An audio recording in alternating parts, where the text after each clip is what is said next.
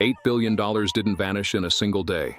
It vanished while the app still looked normal. No hack, no sirens, just withdrawals that slowed, then stalled.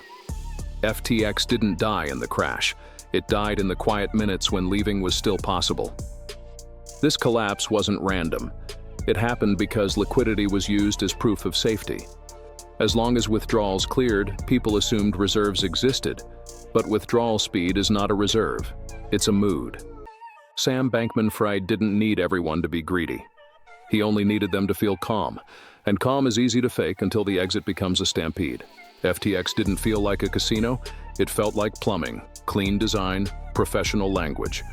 Risk controls on screen. Users weren't hunting jackpots, they were parking trust.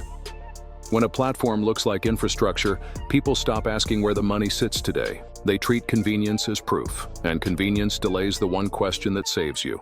Most people don't measure safety with audits. They measure it with one signal. The button still works. Deposit, trade, withdraw. If the routine stays smooth, the brain labels it safe. Routines feel like evidence. FTX was built to keep the routine intact, even if the structure behind it was hollow. It collapses when confidence changes speed, fast, synchronized, irreversible. The point of no return wasn't the bankruptcy filing. It came earlier.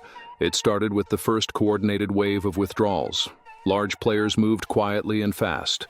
They didn't wait for headlines. They didn't wait for confirmation. Some users noticed something strange. Withdrawals still worked, but only for small amounts. Larger requests were marked as under review, not rejected, just delayed. That delay was the signal. It meant liquidity was no longer real. It was being rationed. By the time that signal reached the crowd, the race had already begun. And in a withdrawal race, the system doesn't reveal the truth. It collapses under it. The app can still look normal while the vault is already empty. This wasn't stupidity. It was delayed perception. Smart people wait for visible events, a headline, an official statement, something that feels safe to react to. Many users told themselves the same thing. If there was real danger, someone would say something. But silence wasn't reassurance. It was the final phase of the collapse. By the time clarity arrived, options were already gone. Because in failures like this, the exit exists only before panic becomes rational. Once fear makes sense, the crowd becomes the proof. And the crowd turns liquidity into a countdown. That's why intelligence didn't save anyone. Timing does.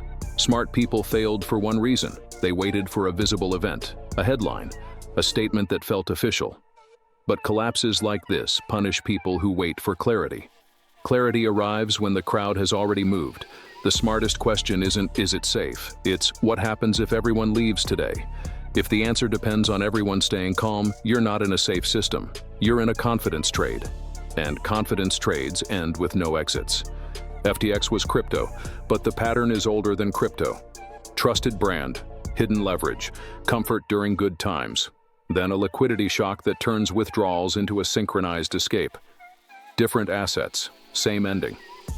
The lesson is to spot the moment when safety depends on constant confidence. That's a fragile agreement waiting for a spark. Here's the filter. If liquidity is used as proof of safety, stop. A working withdrawal button is not protection. It's just a day before fear arrives. Ask one question every time. If everyone withdraws today, what pays them? If the answer is trust, promises, or it's fine, treat the system as unstable. Leave before the crowd makes leaving impossible. In finance, timing is the whole game. If you want more mechanisms like this, subscribe. More investigations coming.